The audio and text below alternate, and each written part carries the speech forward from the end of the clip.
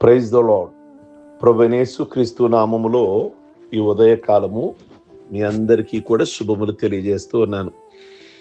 ఈ ఉదయకాలమందు పరిశుద్ధ గ్రంథములో నుండి లూకా సువార్త 24వ అధ్యాయము 47వ వచనం నుండి 49వ వచనం వరకు ప్రభు తన శిష్యులతో చివరిగా ఇచ్చిన ఆజ్ఞ, పైనుండి పంపబడు పరిశుద్ధాత్మ శక్తి పొందు వరకు యెరూషలేములోనే నిలిచి ఉండుడి అని చెప్పారు. యేసయ్య వెళ్ళిన తరువాత తన పరిచర్య కొనసాగించడానికి శిష్యులకు ఆత్మశక్తి అవసరమై ఉన్నది. కనుక వారు శక్తి పొందే వరకు యెరూషలేములోనే నిలిచి ఉండుడి అన్నారు. కనుక సహజంగా మైక్ వాడేటప్పుడు బ్యాటరీ సెల్లో పూర్తి శక్తి ఉంటుంది. ఆ సెల్ పవర్ నిండే వరకు ఛార్జర్కు అంటి ఉండాలి. నిండిన తర్వాత ఆ సెల్ ఉపయోగపడుతుంది. అలాగే రక్షించబడిన మనము దేవుని శక్తితో నింపబడే వరకు యెరూషలేములోనే నిలిచి ఉండాలి. ఆయన వచ్చి అనగా యేసయ్య ఈ లోకానికి వచ్చి దూరస్తులను సమీపస్తులుగా సమాధాన సువార్త ప్రకటించనని ఆ కార్యము తన బిడ్డల పైన ఆ తరువాత మనం ప్రకటించాలి. యేసయ్య ప్రకటించారు, వెళ్ళారు. ఇప్పుడు దేవుని ఆత్మను పొందుకొని మనము దేవుని యొక్క సువార్తను ప్రకటించాలి. ప్రియ దేవుని బిడ్డలారా, మనం తగిన శక్తితో నింపబడి ఉండాలి. మనం యెరూషలేములోనే నిలిచి ఉండాలి. కనుక ఇక్కడ మనం గమనించదగినటువంటి పాఠం ఏమిటంటే, ఏదో ఆర్భాటం చేయటం కాదు, కానీ యేసయ్య పునరుద్ధాన జీవితం యొక్క శ్రేష్టత వ్యక్తిగతంగా అనుభవించాలి, శక్తిమంతులుగా మారాలి. కనుక యేసయ్యతో మనతో ఉన్నాడని రుజువు చెయ్యాలి. కనుక మనము శక్తి పొందుకోవాలి. ఆ శక్తి సంపాదించుకోరేవారు యెరూషలేము అనుభవం అందులోనే నిలిచి ఉండాలి. కనుక యెరూషలేములోనే ఉండాలి అని ప్రభు చెప్పారు కదా. యెరూషలేము అంటే అది దేవుని పట్టణము, ఎత్తుగల కొండ మీద పట్టణము, పస్కా పండుగ, గుడారాల పండుగ జరిగే పట్టణము. ఈ దీవెనకరమైన పట్టణం ఎక్కే వారికి సకల ఆశీర్వాదాలు దొరుకునట. దీనినే దేవుని పర్వత ప్రదేశం అని పిలుస్తారు. దేవుని బిడ్డలందరూ యెరూషలేము కొండ ఎక్కవలసి ఉంది. లూకా సువార్తలో కూడా మనం చూస్తాం. 10వ అధ్యాయము 30వ వచనం నుండి 36వ వచనం వరకు చూస్తే, ఒకడు యెరూషలేము నుండి యెరికోకు వెళ్ళుచుండి దొంగల చేతికి చిక్కి గాయపరచబడ్డాడు. కనుక ఈ కథాంశంలో దేవుడు ఇతన్ని యెరూషలేములో నుంచాడు, లేదా ఎక్కించాడు, లేదా గొప్ప చేశాడు. కానీ ఇతడు యెరికోకు దిగి వచ్చాడు. కొండపైనున్న శ్రేష్ఠ జీవితాన్ని వదిలి 10 తరాల వరకు శపించబడిన యెరికోకు దిగిపోయాడు.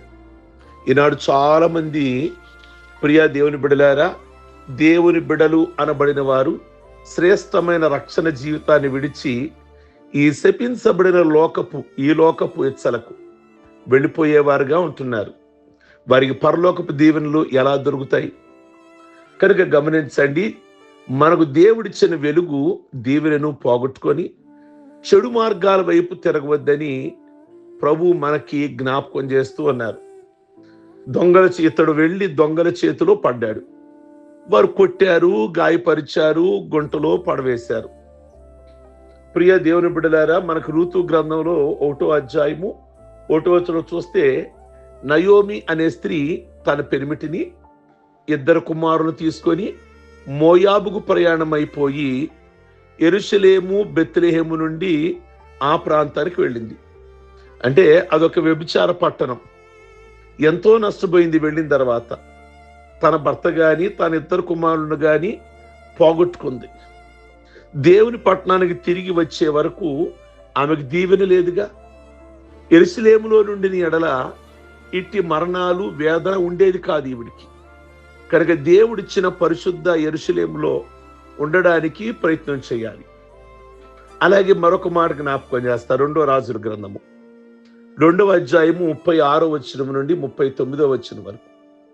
రాజైన దావీదు దినాలలో ప్రియ దేవుని బిడ్డలారా, ఆ 2వ అధ్యాయము 8, 9 వచనాల్లో తన కుమారుడైన సొలొమోను గేరా కుమారుడైన షిమీని పిలవనంపించి అతడితో ఇట్లా అన్నాడు: నువ్వు యెరూషలేములో ఇల్లు కట్టుకొని బయటకు ఎక్కడకు వెళ్ళక అందులోనే కాపురం ఉండాలి.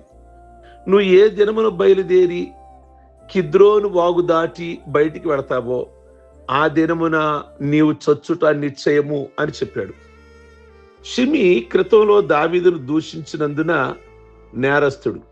కానీ సొలొమోను అతనిని ప్రేమించి చంపక యెరూషలేములోనే నువ్వు బ్రతుకుదువు అని యెరూషలేములోనే ఉండమన్నాడు.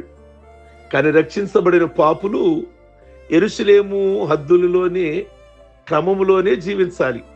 యెరూషలేము అంటే దేవుడి సన్నిధి. రక్షించబడిన వారు దేవుని సన్నిధి అనుభవము, ప్రార్థనా జీవితము, పరిశుద్ధమైన జీవితము, వాక్యానుభవము కలిగిన వారుగానే ఉండాలి. రక్షణ కాపాడుకోవాలి. ప్రియ దేవుని బిడ్డలారా, అలాగే నెహెమ్యా గ్రంథంలో కూడా 11వ అధ్యాయము 1వ వచనం చూస్తే అక్కడ నెహెమ్యా కడుదినాలు ఉపవాసం ఉండి ప్రార్థించి యెరూషలేములోనే తిరిగి కట్టించి దేవుని కృపను బట్టి 10వ అధ్యాయంలో ప్రతిష్ఠితులు గావించి దివ్య బలి పూజ చేసి, ప్రియ దేవుని బిడ్డలారా, 11 నిర్ణయాలు చేసుకున్నారు వారు. 10వ అధ్యాయం 39వ వచనము అక్కడ నెహెమ్యా గ్రంథంలో, యెరూషలేములోనే ఉన్న మా దేవుని మందిరమును మేము విడిచిపెట్టము అని తీర్మానించుకున్నారు. 11వ అధ్యాయంలో 2వ వచనంలో యెరూషలేములోనే నివసించుటకు సంతోషముతో ఒప్పుకుని వారిని జనులు దీవించిరి. కనుక గమనించండి, మనం పైనుండి దైవశక్తిని పొందడానికి తప్పక యెరూషలేములోనే, అనగా యెరూషలేము క్రమము, ప్రార్థనా జీవితము, పరిశుద్ధ జీవితము, పట్టుదల కలిగిన ప్రార్థనలు, నిష్ట కలిగినటువంటి జీవితము, ఒక సమర్పణ ఆరాధన విధానాలు యెరూషలేములో మనకు కనబడుతున్నాయి. కనుక యెరూషలేములో ఉండడానికే, ప్రభువులో జీవించడానికే ప్రతి ఒక్కరూ కూడా ఒక తీర్మానం చేసుకోవాలి. ప్రియ దేవుని బిడ్డలారా, శిష్యులు యేసయ్య కొరకు జీవించాలి. చెప్పిన మొదటి మాట యెరూషలేములో నివసించుట, రెండోది యెరూషలేములోనే నిలుచుట, స్థిరపడుట, స్థిరంగా నిలిచి ఉండుట. ఈనాడు క్రైస్తవ జీవితంలో ఎందరో వస్తున్నారు కానీ విశ్వాసంలో స్థిరపడి నిలబడటం లేదు. నిలిచే భక్తిని కోరుకోవాలి. అందుకే గలతీ 5వ అధ్యాయము 1వ వచనంలో దేవుడు మనల్ని రక్షించి స్వాతంత్రం కలిగిన వారిగా చేశాడు. కనుక ఇక ఆ పాప బానిసత్వంలోనికి వెళ్లకుండా, అంటే లోకములోనికి వెళ్లకుండా, అంటే ఎరుకోలోనికి వెళ్లకుండా, శాపగ్రస్తమైన దానిలోనికి వెళ్లకుండా అనే మాటలు, శోధనలో, కష్టములో, అనారోగ్యతలో దిగజారి అవిశ్వాసంలోనికి దిగి వెళ్లకుండా నిలవాలి. యెరూషలేములోనే నిలవాలి, స్థిరంగా నిలవాలి. అది మన శోధనలో పడకుండా నిలిచే భక్తి. యోసేపుకు ఫతేఫరు భార్యతో శోధన వచ్చింది. అతడు ఎంత స్థిరంగా నిలిచాడో మనకు తెలుసు కదా. అట్టి భక్తి కలిగి ఉండాలి. ఇశ్రాయేలు ప్రజలు దేవుడు వారి పక్షమున చేసిన అద్భుత కార్యములన్నీ మరిచిపోయారు. దేవునికి నమ్మకంగా ఉండనందున దేవునికి కోపం వచ్చి వారిని నశింపచేతునన్నప్పుడు మోషే ఆ దేవుని కోపములను చల్లార్చుటకై ఆయన సన్నిధిని నిలిచి ఆయన దగ్గర మోకరిల్లి బ్రతిములాడాడు. వారి ప్రాణము కొరకై తన ప్రాణాన్ని ఇవ్వడానికైనా సిద్ధపడ్డాడు. మనం కూడా ప్రార్థనలో నిలిచి నశించిపోతున్న ఆత్మలను సంపాదించడానికి ప్రాణ త్యాగానికైనా ప్రార్థనలో నిలవాలి. సంఖ్యాకాండం 16వ అధ్యాయము 48వ వచనంలో ఇశ్రాయేలు ప్రజలు కోరహు నాయకత్వాన మోషే మీద తిరుగుబాటు చేస్తారు. దేవుని దాసుడు మోషే చెప్పినట్లు చేయనందున నేల నెరవిడిచి వారిని మిరింగివేసెను. ఆయనను వారికి బుద్ధి రాలేదు. ఇశ్రాయేలులో మిగిలిన ప్రజలు, సమాజము మోషే అహరోనులకు విరోధముగా అనవసరంగా అపార్థంగా మాట్లాడుకుంటున్నారు.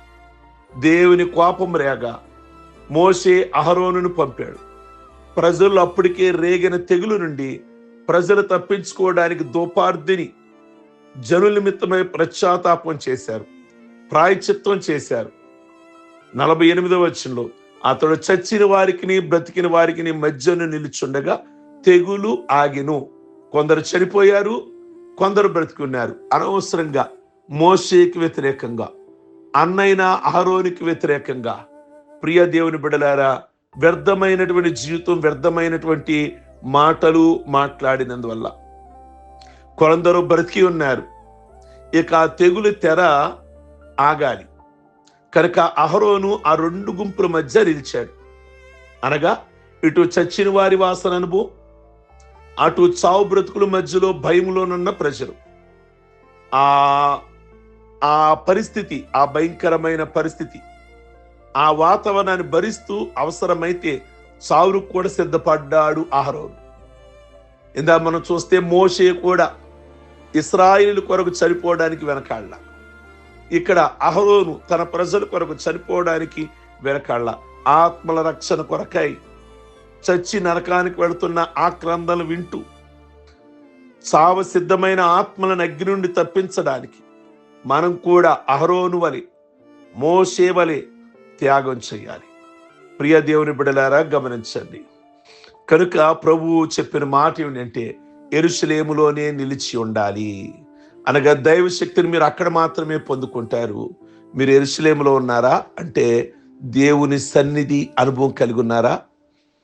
ప్రార్థన జీవితాన్ని కలిగి ఉన్నారా? క్రమమును కలిగి ఉన్నారా? చక్కటి పరిచయలో కొనసాగుతున్నారా? సాగే మీరు యెరూషలేము నుంచి దిగిపోవడానికి, అంటే సంఘ క్రమానికి దూరం అవడానికి, ప్రార్థనకు దూరం అవడానికి, దైవ సేవకుని సహవాసానికి దూరం అవడానికి ఎప్పుడు ఇలాంటి ఆలోచనలు రానివ్వమాకండి. ఒకవేళ రానిచ్చారా, పొంచి ఉన్నాడు దొంగ సాతానుడు దోచుకోవడానికి. కనుక ఎప్పుడు మీరు ఒంటరిగా దొరుకుతారా, యెరూషలేము దేవుడి సన్నిధి విడిచిపెట్టేస్తారా అని అన్నాడు. కనుక మీరు వాడికి అవకాశం ఇవ్వద్దని ప్రభు జ్ఞాపకం చేస్తూ ఉన్నారు. యెరూషలేములోనే ఉందాం, ప్రార్థించుకుందాం. సర్వశక్తి కలిగిన తండ్రి, యెరూషలేములోనే నిలిచి ఉండే భాగ్యం మా మరణం వరకు కూడా క్రీస్తును కలిగి ఆ పరిచర్యలో, సేవకుల సహవాసంలో, అలాగే ప్రార్థనా జీవితము, అలాగే పరిశుద్ధులతో కలిసిన సహవాసం, పరిచర్యలో, చక్కటి విధేయతలో మేము మీ రాకడ వచ్చే వరకు, మా మరణం వరకు ఇలాగే యెరూషలేములో ఉండే భాగ్యాన్ని ఈ ఉదయకాలమందు ప్రతి ఒక్కరికి కూడా ప్రసాదించమని ప్రార్థన చేస్తున్నాం. ఈ ఉదయకాలమందు ఈ మాటలు విన్న ప్రతి బిడ్డను, ఈ ప్రార్థనలో ఏకీభిస్తున్న ప్రతి బిడ్డను పేరు పేరున దీవించండి, ఆశీర్వదించమని ప్రార్థన చేస్తున్నాం. పెళ్లి రోజులు, పుట్టిన రోజులు, రక్షణ పొందిన రోజులు చేసుకుంటున్న బిడ్డలందరినీ కూడా దీవిస్తూ ఆశీర్వదిస్తూ ఏ సంబంధమైన పరసంబంధమైన దీవెనలతో నింపమని యేసు పరిశుద్ధ నామములో అడుగుచున్నాం తండ్రి, ఆమేన్. God bless you. ఈ వర్తమానం మీకు దీవెనకరంగా ఉన్నట్లయితే ఇతరులకి షేర్ చేయండి, అలాగే సబ్స్క్రైబ్ చేసుకోమని అందరికీ కూడా చెప్పండి. మన ఛానల్ అందరికీ పరిచయం చేయండి. దేవుడు మిమ్మల్ని దీవించును గాక.